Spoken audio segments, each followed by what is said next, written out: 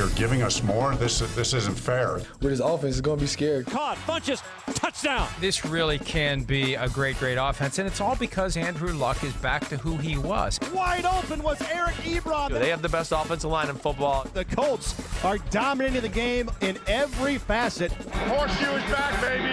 The horseshoe is back. Yeah, they keep working our comments in here. You know, we've probably said enough this offseason. They could just cobble together things we've already said and fill up the 3 hours a day. Pretty much. They don't need us any. I should probably stop talking. just take little splices of things we've said and just string it all together, and there's a show. Well, it's a show. It's they constantly give us positive things to talk about and make smart moves. I'm talking about big picture. I'm talking about for every team. Well, I'm trying to change the subject. Well, no, I thought you were. I was going more on the Colts. I just had a programming thought that if they wanted to get rid of us, we have said enough that they could just take little snippets of our voice and just put 3 hours of the show together. It wouldn't be good. The fodder and all the things I say in between is where I make my money. That's what makes it fun. They don't want to hear a chopped up version of that stuff. All right, the Colts are making their money because they overachieved. Remember, we had Chris Ballard, the GM of the Colts, with us. Yeah. I think it was the scouting combine of the league meetings in 2018. How long is it going to take to turn this around? He said 2 drafts. Right. Well, it took 1 draft. Yeah. Especially when you get 2 All-Pros in 1 draft in the first 2 rounds, and Darius Leonard and Quentin Nelson. But, you know, this year, a ton of cap space. They didn't give in to the temptation to go after a Le'Veon Bell. No. I don't think they needed to. Yeah. I think they were smart about what they did. People were surprised by how much they gave Devin Funchess, a receiver who underachieved with Carolina. Maybe with Andrew Luck, he'll be a lot better. They got Justin Houston for a bargain deal.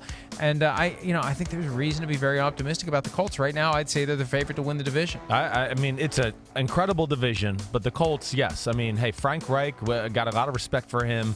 And, of course, Chris Ballard is one of the best GMs in football. What he's done with that roster in that short period of time, and a bunch of guys, I want to say value signings, value draft picks, guys that are maybe under the radar for the common fan to a degree, but he goes, ooh, well, this guy I can draft in the third round is every bit as good as the guy being drafted at the end of the first round, so I'll wait for him there and not give up too many assets. But hey, Funchess, I think, was a great signing for them. They don't have a big receiver, so that gives them another guy down in the red zone that Luck can throw jump balls to 50-50 balls other than Eric Ebron, so teams can't just focus on that all the time.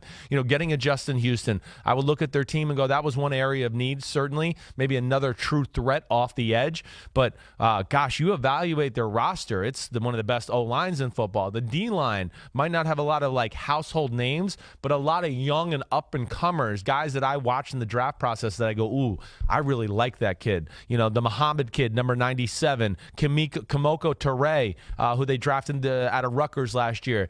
Jabal Sheard's on the list, re-signing Marcus Hunt. So they've really done a good job throughout the roster of acquiring depth and, of course, having talent at all those positions as well. 10 draft picks this year as well, and you look at what Chris Ballard has done so far. I'm not ready to call him the best GM in football. He was my choice for Executive of the Year. You went with Ryan Pace, the Bears GM. Right. But yeah, I think you got to get a pellet on the horse or pelt on the wall, as the case may be, to be considered the best GM in football. But he's up there. And I think one of the things the Colts are struggling with is when they had Peyton Manning and all the star players around him, they were a team that we could count on for 12 or 13 wins every year. Sure. And they're not back to that level, so we don't view them now. Isn't it weird? Yeah. We don't view them as like they were 10 to 15 years ago, even though they are in position to be highly competitive this year. Yeah, I think probably part of the reason we're not doing that is because we had a time period without Andrew Luck to where they kind of got off our radar there for a little bit. But they certainly seem like they're set up for the long haul here, and they're a talented football team. But to what we were saying, yeah, maybe I'd give them the edge in the division, but man, it's not by a lot. The AFC South is real this year. I mean, how would you rank the 4 right now? Oh wow, good. I know how I would do it. You know how you do it right off the bat? Colts, Jaguars, Texans, Titans. I'd probably go the same way. I think I'm with you there. I'm going to give the Jags the slight edge over the Texans there, even though that's not easy. I mean, the Texans did, win the division, and of course the Jags have new pieces there. But highly competitive. Would not be shocked that 2 teams again make the AFC playoffs out of this division. But the fact that we put the Titans at 4, yeah, I keep going back to week 1. I'm way too early upset special. Right. Week 1, Titans over Browns. Yeah.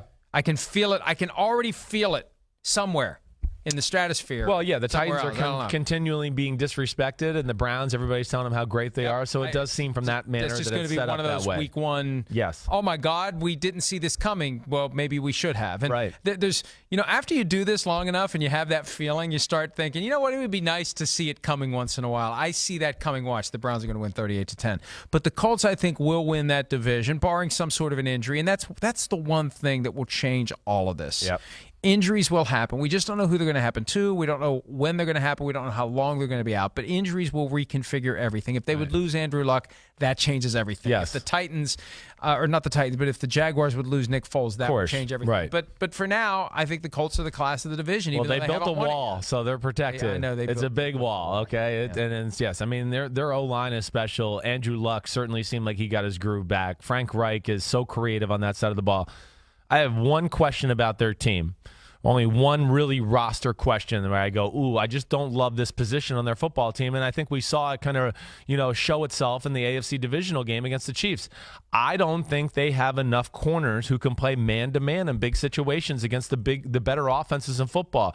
Too many times in that game in the AFC Championship, it was third down, it was second down, they're playing zone. What happened? We saw Mahomes move in the pocket, find a little hole in the zone, zoom, sidearm, first down. Oh, there's Travis Kelce sitting in a hole. Boom. To me, the good teams in the NFL, you got to be able to play man-to-man in some certain situations. So guys like Patrick Mahomes, you just don't make it that easy on them. That's why we saw New England have success against them. That would be my one little issue with the Colts roster. That was one of the questions Bill Belichick, the Patriots coach, raised in the offseason. Where are we going to find all these larger corners to cover all these big receivers? And then he drafts a huge corner, Juwan Williams, and because that's where his mind was. He's going, how am I going to cover the Devin Funcheses of the world? How am I going to cover Eric Ebron when he's in the red zone?